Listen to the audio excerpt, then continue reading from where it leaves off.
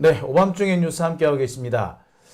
자, 두 번째 주제는요, 오늘 있었던 재판 관련 소식입니다. 오늘 이화영 부지사 재판이 열렸었거든요. 자, 이 이화영 부지사 재판에 우리 강지호 기자가 다녀왔습니다. 강지호 기자 오늘 수원까지 다녀오셨죠? 예, 오늘 수원 고등법원에 재판이 있어서 수원까지 다녀왔습니다. 예, 왔다 갔다 하기가 쉽지 않았을 것 같은데.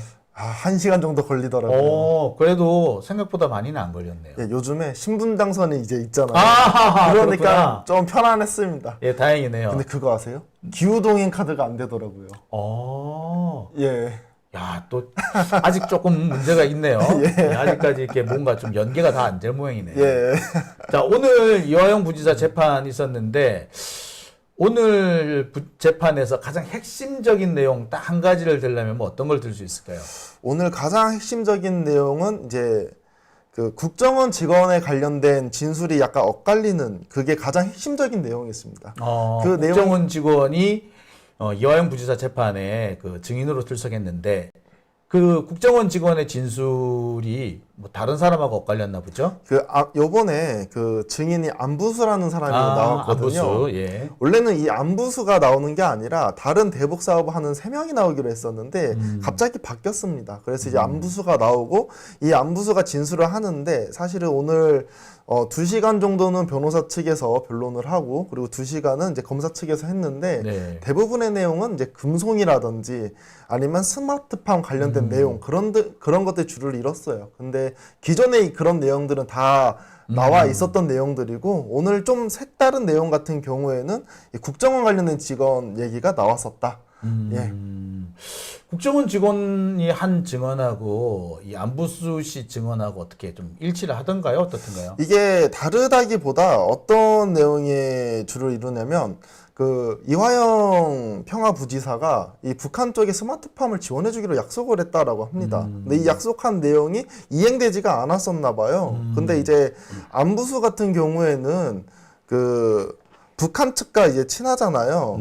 그 김성애라는 분과. 근데 김성애가 난리가 난 거예요. 그래서 이제 자기도 이제 어떻게 할 바를 모르니까 이화영한테 전화를 한 거죠. 근데 이제 전화를 안 받으니까 국정원 직원을 만난 겁니다. 그래서 이 국정원 직원한테 어떤 얘기를 하냐면 우리 북한 관련 이런 사업을 하는데 그리고 그때가 문재인 대통령이니까 북한과의 관계를 조금 잘 하기 위한 노력이 있었잖아요. 그러니까 국정원에 너네가 돈을 대라고 얘기를 한 거예요. 잠시만요. 그러니까 오늘 국정원 직원하고 안부수 씨하고 그럼 증언이 일치를 하던가요? 아니면 뭐 어떻게 조금 일치는 하지 않았습니다. 근데 국정원 증언 블랙 요원의 증언하고 안부수의 증언이 일치하지 않게 되면은 그때부터 누구 말이 옳으냐라고 하게 될 것 같은데 그렇죠? 그렇죠. 예. 근데 그렇게 되면은 안부수 증언을 두고 또 논란이 생길 수밖에 없겠네요. 그렇죠. 근데 이게 안부수가 요번에 증언을 하면서 약간 번복했다라고 느껴졌던 게 어떤 게 있었냐면 번복되는 부분이 있었어요? 예, 그렇죠. 뭐 크게 뭐 몇 가지 정도가 될까요? 크게 막 2가지 정도 되는 것 같은데 우선 첫 번째는 어떤 게 있었냐면 자기는 이화영한테 이화영이 아니라 그 쌍방울한테 돈을 받은 적이 없다라고 말을 합니다. 뭐야? 우리는 다 알고 있잖아요. 그래서 판사님이 물어봐요. 아니 그 후원 받지 않으셨어요? 물어봐요. 야, 그러면은 이 사람 진술이 조금 이상해졌네요. 근데 안부수 증언이 흔들리면은 이게 이화영 부지사 재판에도 심각한 영향을 줄 겁니다. 이렇게 안부수, 김성태, 방용철 이 세 사람의 증언이 일치한다는 전제하에서 이화영이 유죄가 나온 건데 이 사람이 하나씩 흔들리기 시작하면 이게 재밌겠는데요?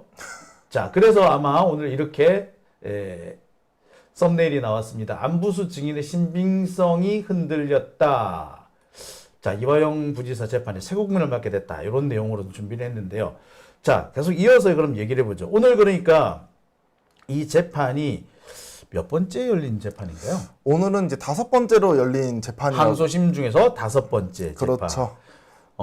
전체적으로 어떤 내용들이 오늘 오갔나요? 오늘 전체적으로 이제 금송과 관련된 이야기, 그리고 이제 스마트팜 관련된 이야기, 그리고 이제 그 안부수 딸이 있어요. 네, 안부수 씨 딸. 안부수 네. 씨- 오피스텔 받았다는. 오피스텔 받았다는 네. 그 내용이 좀 줄을 이루지 않았나라는 생각이 듭니다. 네. 특히나 그 뉴스타파에서 그 카톡 내용들이 막 나왔었잖아요. 그렇죠, 그렇죠. 예. 그 내용이 재판장에서 나와서 그 얘기를 하게 되었어요.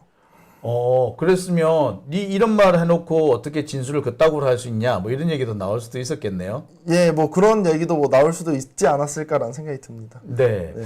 일단 이 안부수라는 사람을 좀 볼게요. 이 안부수라는 사람은 뭐 아시는 분도 아실 겁니다. 쌍방울 자금이 북한으로 넘어갈 때 중요한 핵심적인 역할을 한 사람으로 알려져 있어요. 그리고 이 북한으로 넘어간 쌍방울 자금이 경기도와 관련된 돈이다 라고 진술했던 사람입니다. 바로 이 점 때문에 우리 이화영 부지사가 고통을 겪고 있고 지금도 이재명 대표도 상당히 곤란한 입장에 처해 있는 건데, 이분의 증언이 국정원 블랙 요원하고 좀 상충되는 부분이 있었고요. 오늘도 나왔다는 거죠. 예, 오늘도 나왔습니다. 예, 특히 이 안부수 증인 중에 제일 핵심되는 문제가 리호남이 필리핀에 왔느냐 안 왔느냐 부분인데, 오늘 그 부분에 대한 얘기는 안 나왔던가요? 원래 그 가장 중요한 게 리오남 관련된 이야기인 그렇죠. 거잖아요. 예. 근데 이 2시간은 좀 부족했나 봅니다. 아하. 그래서 준비는 했는데 리오남 얘기는 하지 못하고 끝냈어요. 근데 되게 안타까운 게 변호사 측에서 그러면 우리 안부수 한 번 더 부릅시다라고 말을 합니다. 재판장에. 그런데 그 재판장께서 그 전에 뭐 그 리오남이라든 그 안부수라든지 아니면 뭐 그 쌍방울 회장이라든지 이런 사람들을 그 안 받으려고 되게 했었잖아요. 그 1심에서 워낙 많이 불렀었기 때문에 그래서 요번에 안부수를 다시 증인으로 부르는 거는 받아들여지지 않았습니다. 그러면은 이거 좀 그 증언 전략이 조금 미스였다라는 생각도 드네요. 그러니까 제일 중요한 게 리오남 부분인데 리오남 부분을 얘기를 못한 게 좀 안타깝네요.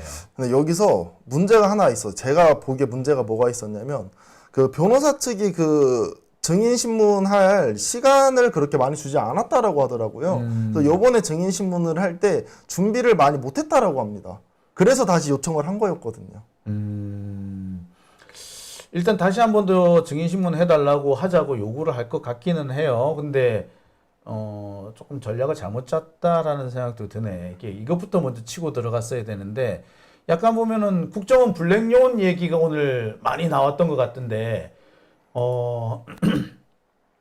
안부수가 국정원 블랙 요원한테 뭐 북한에서 요청한 200만 달러를 국정원이 대신 내줄 수 있느냐 뭐 이렇게 물었다라고 하고, 안부수가 이렇게 묻자 국정원 블랙 요원이를 거절했다고 하죠. 그러면서 안부수가 그럼 쌍방울한테 얘기할까? 뭐 이렇게 혼자 말을 했다. 이게 국정원 블랙 요원의 증언인데, 이 부분에 대해서 오늘 집중적으로 오늘 많이 다뤄진 모양이더라고요.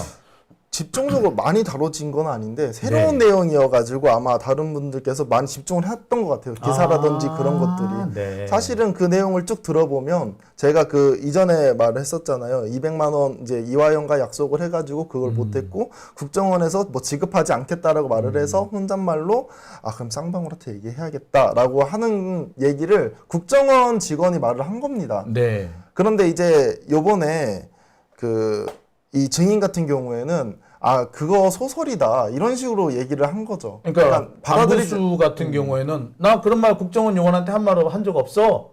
이게 소설 쓰고 있네, 이씨, 뭐 이랬다는 얘기군요. 네, 약간 그런 내용이었습니다. 그리고 특히나 그 재판부 같은 경우에는 원래 50억 원을 지원해 주기로 했다라는 얘기가 나오잖아요, 이화영이. 네. 그런데 이제 이런 걸 물어봐요. 그럼 국정원이 굳이 거짓말할 필요가 있니라고 물어봐요. 그렇지. 예를 들면 뭐 자기가 보고서 쓰거나 그럴 때 자기한테 이득이 하나도 없는 건데 그러니까요. 굳이 거짓말한 거 없지 않느냐라고 물어봐요, 증인한테. 그렇죠. 그러니까 증인이 뭐라고 하냐면 국정원 보고서 나는 본 적 없어요라고 대답을 합니다. 동문서답인. 그러니까 동문서답인 거죠. 예. 동문서답을 하면서 아니 네가 지금 국정원 얘기하고 지금 말이 다른데, 에? 그런데 그러면 국정원에가 거짓말했다는 얘기 아니냐? 근데 걔가 니하고 무슨 상관이어서, 또는 이번 사건에 무슨 문제 관련이 있어서 국정원에가 거짓말하겠냐? 뭐 혹시 아는 거 있니? 너 어떻게 생각해? 라고 물어봤는데 저 안 봤어요. 아니, 안 본 게 중요한 게 아니지. 아니, 국정원 문서를 지가 어떻게 봐, 보기는 못 보지. 예, 제가 정확하게 기억은 안 나는데 이렇게 약간 그 어영부영하는 그런 태도들 그런 걸 보면 약간 사람이 자기가 원래 진실을 말하면 잘 헷갈리지 않잖아요. 그렇죠. 딱딱 말하는데 약간 거짓말이나 이런 것들을 섞어서 하는 느낌이 저는 들었습니다. 그렇기 때문에 약간 어눌하거나 그런 게 그 외부에 나온 게 아닌가라는 생각이 들어요. 그 뭐 할 말이 없으니까 마치 엉뚱한 동문서답을 한 것처럼 느껴지기도 하네요. 예. 자, 이 블랙 용어과 관련된 얘기가 뭐 이렇게 좀 많이 나왔어요. 그러니까 내용은 그래요. 그러니까 안부수는 이렇게 얘기를 했다고 하네요. 자, 국정원 얘기 그런 말 한 적 없고 이화영이 약속을 안 지킨다고 북한에서 난리가 나는 바람에 쌍방울한테 요청한 거다. 뭐 이런 식으로 주장을 한 것 같아요. 그죠? 근데 여기에서 한 가지 의문스러운 게 아니 이화영하고 그러면 이제 그 안부수의 주장은 이화영 부지사가 북한에 돈 주기로 약속했다. 그랬는데 약속을 안 지키는 바람에 이런 일이 생겼다. 그래서 내가 국정원한테도 부탁하고 쌍방울한테도 부탁했다. 뭐 이런 주장인 거잖아요. 예, 안부수 주장은. 그런 주장입니다. 예. 그런데 제일 이해가 안 되는 부분은 그러면 이화영한테 얘기를 제일 먼저 해야 되는 거 아닌가? 아니, 나는 그 생각이 들거든. 아니, 이화영이 약속을 해서 그것 때문에 사달이 났으면 이화영한테 전화해가지고 아씨 이거 난리 났어 빨리 좀 해결해봐 라고 하는 게 정상 같은데 뭐래요 그럼 이 부분에 대해서? 그 이화영이 연락을 받지 않아가지고 국정원으로 넘어간 거라고 얘기를 자기가 합니다. 그래서 이제 국정원한테 부탁을 한 거죠. 요즘에 뭐 문재인 뭐 정권이 그러니까 아마 도움을 줄 수 있지 않을까. 왜냐면 관계나 이런 걸 되게 중요시 여겼으니까 요구를 해서 돈을 달라고 했는데 돈을 안 준 거예요 국정원에서. 아 당연히 안 주지. 당연히 줄 수 없잖아요. 아니 네. 아무리 관계가 좋아지고 관계 개선이 필요하다고 하더라도 그 돈을 남북 경협 자금이나 이런 데서 가져오면 모를까. 그게 아니고 어떻게 국정원이 그 돈을 내줄 수 있냐고. 국정원은 그렇죠. 그럼 진짜 큰일 나요. 국정원 특수활동비 잘못 썼다가 감옥 간 박근혜는 그것 때문에 감옥 갔단 말이야. 아 그래요. 예, 박근혜 그 혐의 가운데 딱 빼박이 그거였어. 국정원 특수활동비 가져가지고 옷 샀다고. 근데 그거를 만약에 국정원 특수활동비나 국정원 자금을 빼가지고 북한에 돈을 보냈다? 큰일 날 일이지. 이거 당연히 해줄 리가 없지. 근데 그렇게 해달라고 요구한 것이 이화영이 연락이 안 돼서 그렇다고? 그렇죠. 이화영이 연락이 안 돼가지고 국정원 쪽에 내가 요구를 했다라고 얘기를 합니다. 아니 하루 이틀은 안 될 수가 있으나 꾸준히 안 될 수가 있나요? 나는 그 점은 이해가 안 가. 저도 그 점에 이해가 안 되기도 하고, 근데 대부분의 진술을 자기가 약간 불리하다 싶으면 나는 그런 부분에 대해서 모른다라는 얘기도 좀 하긴 하거든요. 애초에 그러니까 약간 뭔가 그래서 변호사님이 약간 이런 말도 합니다. 거의 마지막쯤에는 아니 그 검사 측에서 반론을 그 반대 신문을 할 때 너무 이렇게 뭐뭐입니까 하면 네 그렇습니다 하면서 되게 템포를 빠르게 넘어가요. 그래서 혹시 검사 측이랑 이 증인 측이랑 짜고 하는 거 아니냐고까지 물어봅니다. 변호사 측에서. 뭐라고 하는 거야 그러니까? 아니 뭐 당연히 그런 일은 없다라고 뭐 통상적으로 얘기하죠. 그러니까 변호사 측에서 그러니까 그 반대 신문을 할 때는 괜히 말을 좀 이렇게 저리 돌리기도 하고 앞뒤가 안 맞는 얘기를 하기도 하고 그렇죠. 어눌하게 얘기를 하는데 검사 쪽에서 물어보면은 칼같이 탁 얘기를 한다. 마치 준비가 돼 있었던 것처럼. 사람이 갑자기 총명해지는 거죠. 갑자기 기억 잘 나고. 진짜 당황스러운데 예. 금속 얘기도 나왔대요. 이 금속 얘기가 뭐예요? 금속 얘기가 뭐가 있냐면 이제 금속 같은 경우에 맨 처음에 김성애 씨가 제안을 했고 그다음에 이제 북한 측에서 이제 먼저 언급을 한 건데 이제 이화영 평화부지사 같은 경우 북한과 관련된 그런 일을 업무를 맡은 사람이잖아요. 그렇죠. 평화부지사니까. 그러니까 이제 묘목사업 하면 좋지라는 생각을 가졌다라고 해요. 근데 이 금속 같은 경우에 단둥에 있는 그 묘목을 가지고 와서 북한에 보내주겠다 그런 내용들이 있었는데 단둥에 있는 거를 뽑아다가 그렇죠. 이제 사가지고 북한에 보낸다고? 북한에 보낸다. 근데 네. 여기서 중요한 쟁점이 되는 게 뭐냐면 관상용이냐 산림용이냐. 살림 욕한 용이냐. 예. 그래서 제가 재판장에서 들었을 때 살림령이면 문제가 안 되는 건가? 라는 생각이 좀 들기도 했었었고, 여기서 다투는 거는 약간 그게 있습니다. 변호사 측에서는 이게 살림용이지 않느냐, 그리고 이제 반대쪽에서는 이건 감상용이지 않느냐라는 얘기를 조금 했었었고요. 그리고 이제 안부수 같은 경우에는 이화영에게 살림용이 아닌 것 같다라고 말을 이미 했다라고 합니다. 조경수 같다. 근데 그 이화영 쪽에서는 나는 이거 조경수라고 제대로 들어본 기억이 없다라고 얘기를 해요. 이거를 이화영 부지사가 되게 답답할 거 아니에요. 증인이 아니고 피의자 측에서 나왔으니까. 그래서 이제 그런 거에 대해서 말을 합니다. 자기는 그런 거에 대해서 직접적으로 들은 적이 없다라고 얘기를 해요. 네.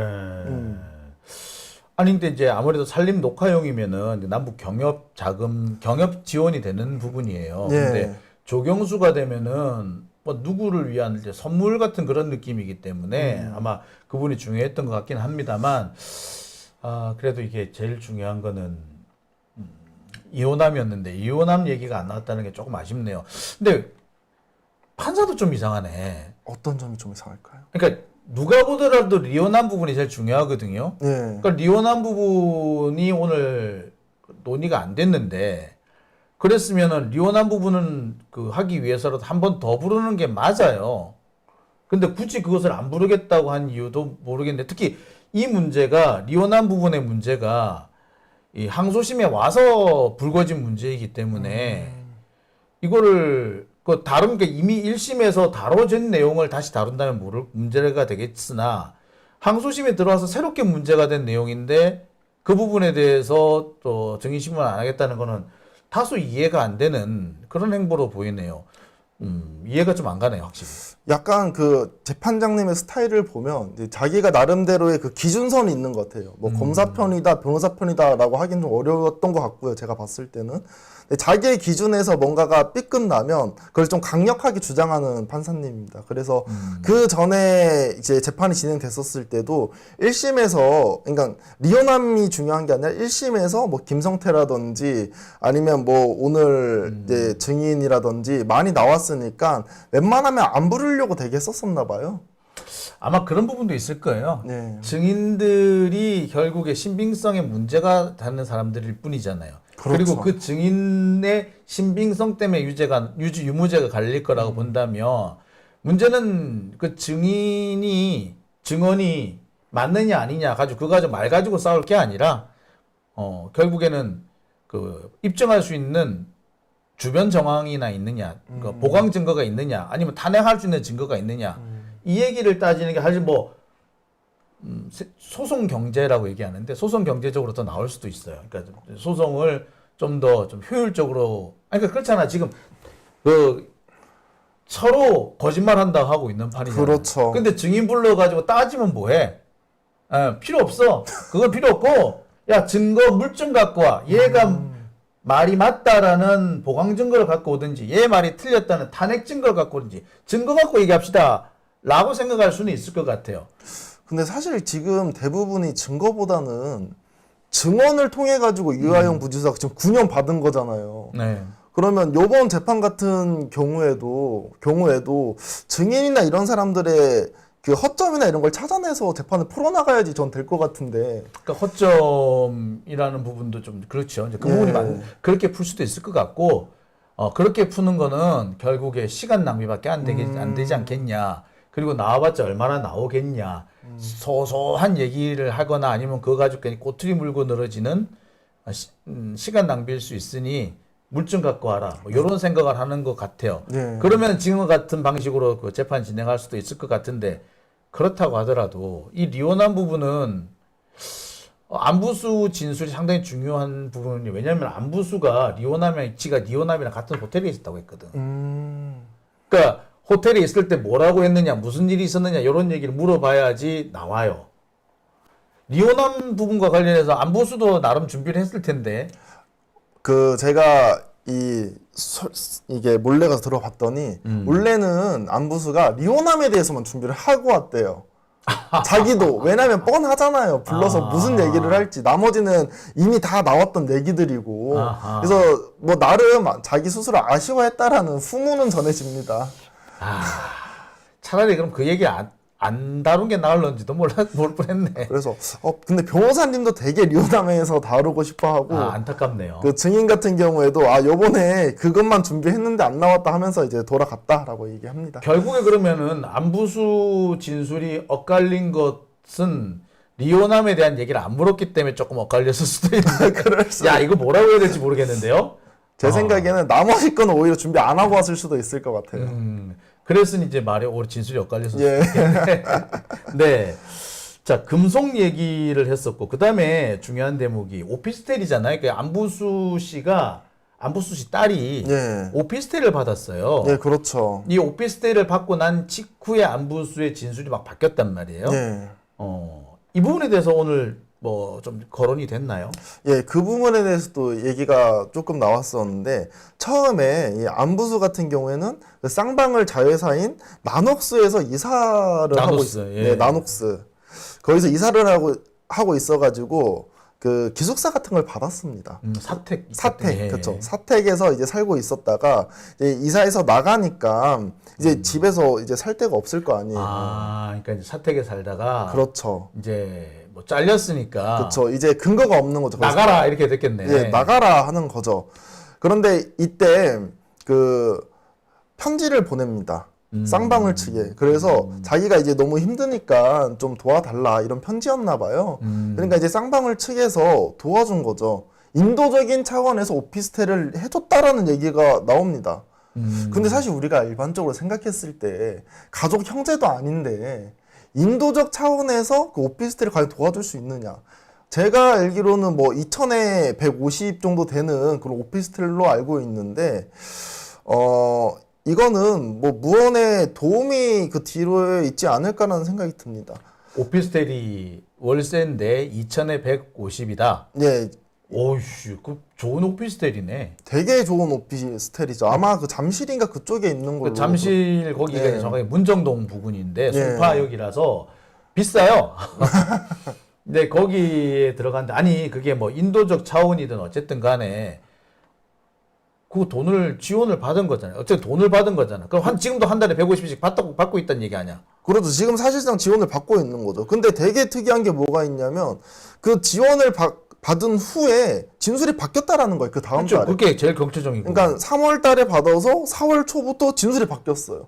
근데 과연 이 상황을 두고 봤었을 때 과연 아무런 신경의 변화가 없었냐라는 겁니다. 그러니까 그 아무리 그렇지만 지금 결정적인 증인이고 어떻게 보면은 그 증인을 회유하기 위한 수단이 될 수도 있는데 당연히 그거 아무리 인도적 차원이라도 그거 받았으면 의심을 받는 건 당연한 거지. 그리고 진술의 신빙성에 당연히 의심이 되는 거고 문제가 있다고 지적받는 거는 글쎄 인도적 차원이 왜 운운하지? 뭐 인도적 차원이야? 쌍방울이 그렇게 인도적인 대사인가?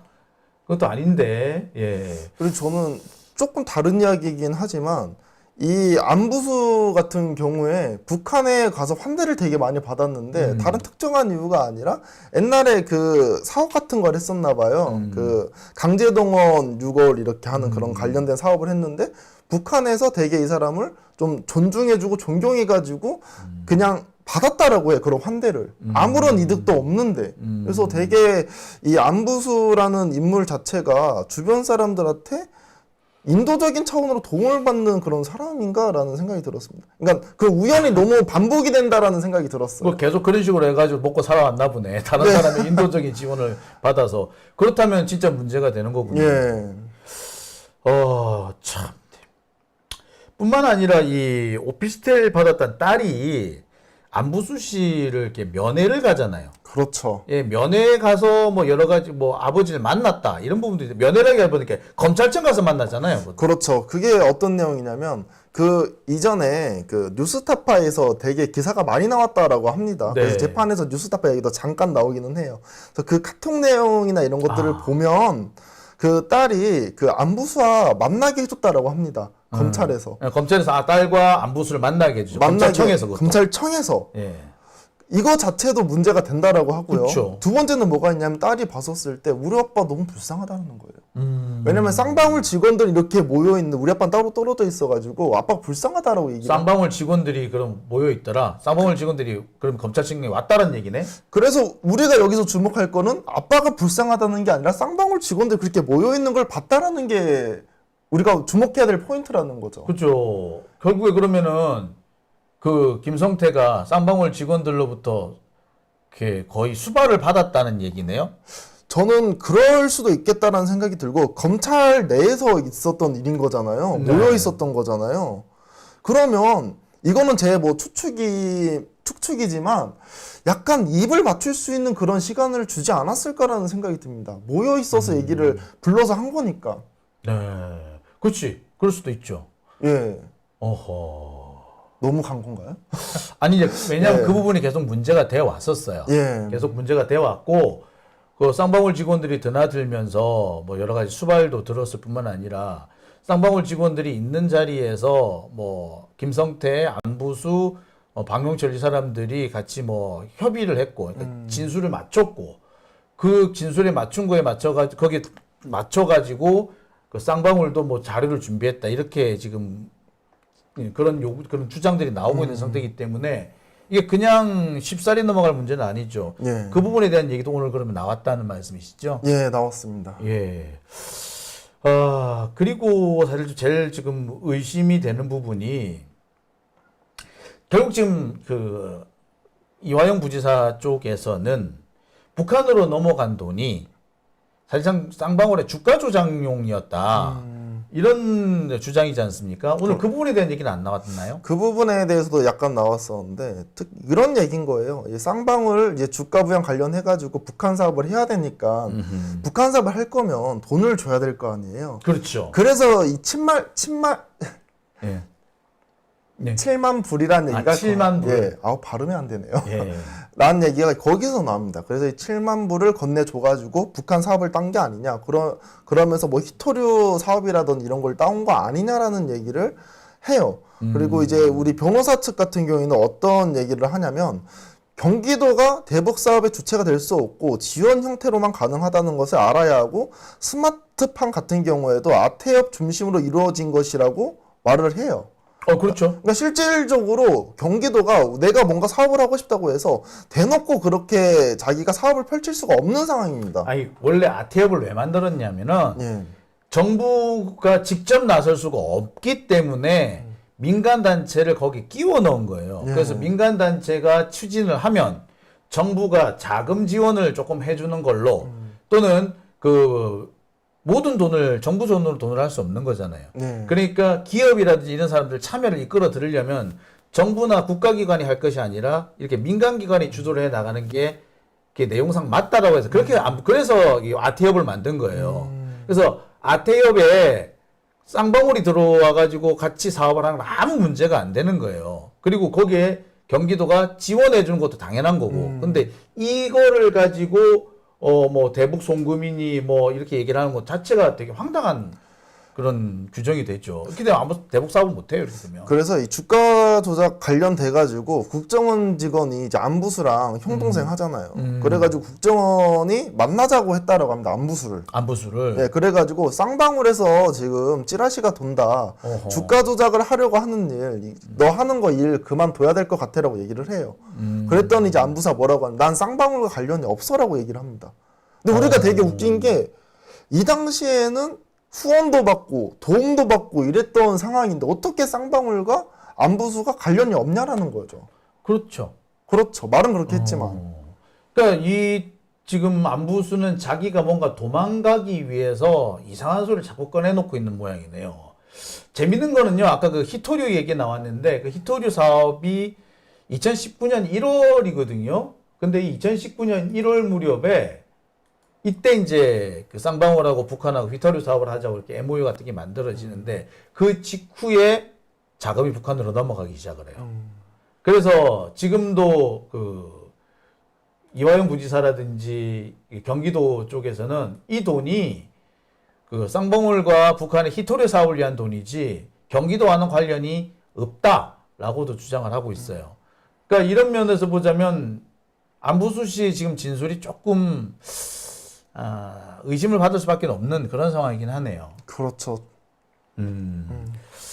야, 오늘 글쎄 조금 이렇게 이혼함 얘기까지만 나왔으면은 더 좋았을 텐데 그게 좀 아쉽긴 하네요. 네, 그런 부분에서 좀 아쉬운 것 같습니다. 예. 그리고 이후에 리오남 이야기도 듣기가 좀 어렵지 않을까라는 생각이 들어요. 왜냐면 증인 신청으로 받아들이지 않았기 때문에.